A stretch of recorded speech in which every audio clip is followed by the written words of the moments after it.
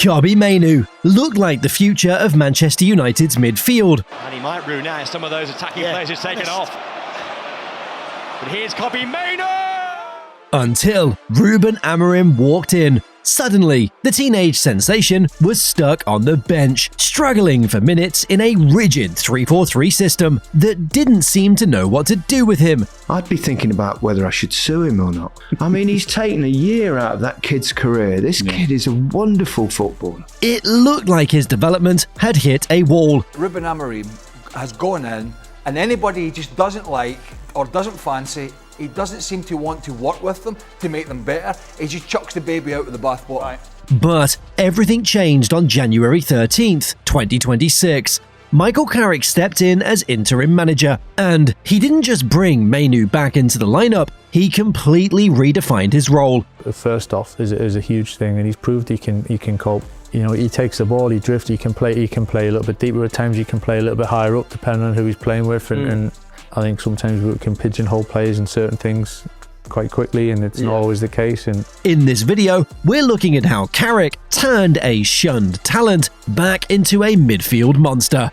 By late 2025, fans were checking the team sheet and asking the same question: where is Kobbie Mainoo? He went from being a vital starter to what felt like an afterthought. This wasn't because of an injury or a sudden drop in effort. It was the direct result of Rúben Amorim's arrival and his immediate switch into a strict 3-4-3 system. This new shape relied on rigid zones and minimal rotation, transforming United's midfield from a creative hub into a restricted area. For a player with Mainoo's skill set, this setup was a nightmare. He was asked to cover huge amounts of ground physically, but his creative freedom was completely stripped away. Under Amorim, the build-up play relied heavily on the centre-backs and wing-backs initiating attacks. They followed preset passing patterns that often bypassed the midfield entirely. Instead of dropping deep to collect the ball and dictate the tempo, Mainoo found himself watching the ball fly over his head or go around him. He was effectively locked out of the game, getting fewer touches and losing his rhythm. Mainoo is great with the ball at his feet, but when the opposition have the ball, he doesn't do enough. In fact, he doesn't do anything. He, in my opinion, doesn't stop anybody getting at Man United's back four.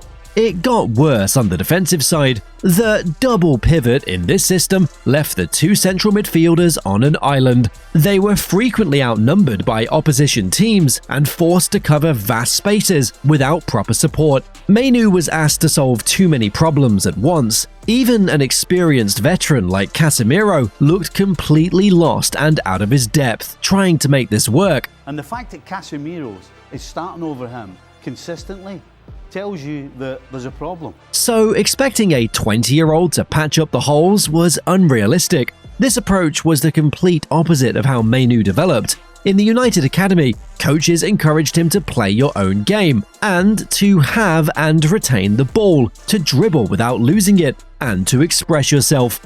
That freedom was key to his rise. Amorim's structure took that away, trying to force a natural playmaker to act like a rigid defensive destroyer. When you take a creative player and stop giving him the ball, he looks ineffective. Soon, the narrative shifted. Fans and pundits began asking if Mainoo was overhyped, or perhaps just a luxury player who couldn't handle the tactical demands. There's a problem. The kid's not as good as we thought he was when he burst onto the scene. And a Man United team that are desperate, but yet this guy still can't get a game ahead of Casemiro in particular, tells you that he's not as good as we think he is. He was stuck watching matches from the sidelines, and it took a toll. Amorim even noted publicly that Mainoo is not used to fighting for his place. Always the same thing, and you ask me always the same thing. I understand what you are saying. You love Kobbie. He starts for England, but that doesn't mean that I need to put Kobbie when I feel that I shouldn't put Kobbie. So it's my decision. The confusion peaked when the manager tried the weirdest experiment of playing him as a false nine, proving he didn't know how to use him. By the end of the year, speculation grew that his future might lay away from Old Trafford. But the problem wasn't Mainoo's talent, the system was broken, treating a playmaker like a passenger. He needed a manager who understood the engine room, and that change was just around the corner. On January 13th, 2026, Michael Carrick walked into Carrington for his first session as interim manager. He didn't focus on fitness drills or aggressive pressing diagrams. His immediate priority was fixing the broken midfield. Carrick looked at the high-press chaos of the previous months and introduced a completely different concept: tempo management. He believed in security before expression. The goal was to create a stable environment where midfielders had protection and clear reference points. He wanted United to dictate the flow of the game, not just guard against the opposition's attacks. This shift brought a new formation, the 4-2-3-1, and a massive responsibility for Kobbie Mainoo. It was a calculated risk to hand control of the midfield to a 20-year-old who had been glued to the bench for weeks. But Carrick didn't see a struggler, he saw the perfect connector. He designed a role specifically for Mainoo to operate effectively, just ahead of the defense. This wasn't about tackling hard or running endlessly, it was about sitting in the pocket of space where the game is decided. As Carrick described the vision, Mainoo was not a static number 6 and not a high-risk number 10, but as the midfielder just ahead of the first line of pressure, where the game speeds up and slows down on his touch. But the difference is Kobbie, when he gets it inside areas, he can break the lines with the ball, passing it, or running past people. Because he's got that little change of pace and he can move with the ball and dribble and get out of situations and then turn defence into attack quickly. And I think he's proved so far as well, he can play higher as well and be effective and as effective higher. And I think what I've seen in the last 3 games from Kobbie, his running stats are through the roof, but also the way he's combating in there, tackles, duels, he's being a part of all of that, he's in the mix. The coaching went deeper than just the team sheet. Carrick used his own experience to guide the youngster, focusing on the finer details of scanning the field and showing patience. In private sessions, he taught Mainoo how to receive the ball on the half-turn. This sounds simple, but it changed everything. Instead of stopping the ball to face his own goal, Mainoo learned to open his body and face forward instantly. This allowed him to break defensive lines with his first touch, speeding up the attack without risking possession.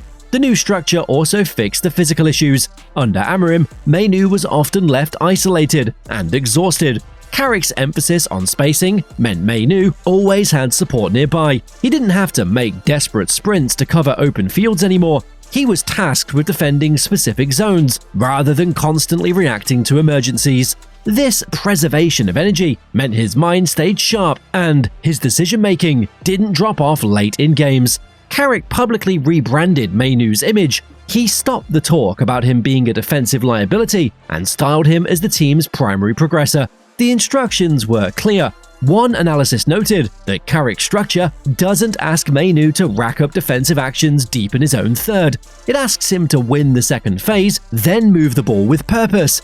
Mainoo wasn't just filling a shirt anymore, he was given the keys to the car. With the tactical shackles removed and the new blueprint in hand, it was time to see if the theory actually worked on the pitch. February 2026 brought the Manchester derby, and with it, the first massive test for Carrick's new system. The skeptics were loud. They wondered if a 20-year-old could handle the intensity of a Pep Guardiola midfield. But when the whistle blew, Kobbie Mainoo didn't hide. He recorded 51 touches that afternoon, second only to Bruno Fernandes. While City dominated the overall possession with over 68% of the ball, Mainoo made sure United didn't waste the moments they had. He finished the game with a 91.4% pass completion rate, the third highest among United starters. He wasn't just recycling possession to his centre-backs, he was dictating the flow against the champions. This performance directly countered the biggest fear surrounding his return. For months, the prevailing fear was that Mainoo couldn't handle the physical demands of elite midfields, like City's or Arsenal's. Supporters worried he would get overrun or bullied off the ball. Instead, his composure under pressure allowed United to exert control. He used his ability to receive on the half-turn to evade tackles, proving he could survive and thrive in the highest pressure environments without looking out of place physically. This security on the ball created what analysts called the multiplier effect. When Mainoo plays with safety, everyone around him improves. Because he draws opposition pressure and then calmly progresses the play, he opens up passing lanes for his teammates. Casemiro changes when Mainoo is next to him. The Brazilian doesn't have to scramble or look overexposed because he trusts his partner to keep the ball. This stability allows Casemiro to focus on his defensive positioning. Consequently, Bruno Fernandes gets to operate differently. With a stable pivot behind him, Bruno pushes forward into advanced, creative positions, basically free of defensive anxiety. The data showed a clear increase in Fernandes' offensive output, specifically because Mainoo could consistently find him with passes that broke the lines. Knowing how Bruno, I've known him a long time now, and he's what his skills are and his attributes, so he's creative, and so let him be creative in the right places, and made 2 goals the other day in different ways at play, and then obviously a big moment for the winning goal, and it's what he does best. We saw this dynamic peak against Arsenal. Mainoo matched his 51-touch tally, but added even more bite to his game. He fired 4 passes into the final third and made 4 crucial ball recoveries.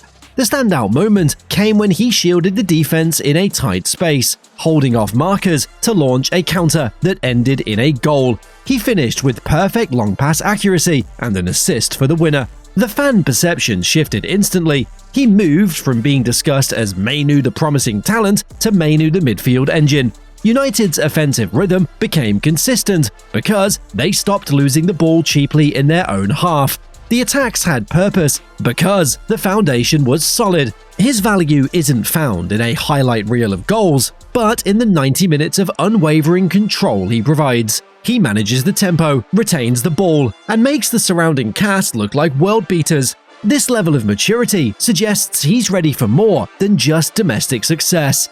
Carrick didn't magically give Mainoo new abilities. The passing range and vision were always there. He simply built a safety net that allowed those talents to shine. By surrounding him with better spacing, Mainoo stopped worrying about making errors and started fully controlling games. This tactical shift hasn't just saved his season, it likely stamped his ticket to the World Cup and secured his spot as United's cornerstone for the next decade. I think he goes. I'd take him. I would 100% take him. So you got to move someone, but I would take. Cause you know what as well? He's done it at 18. He's been there. Shown that at that level and that stage and that type of football. With the shackles finally off and the engine room stable again, you have to ask, is Kobbie Mainoo now the undisputed best young midfielder in the Premier League?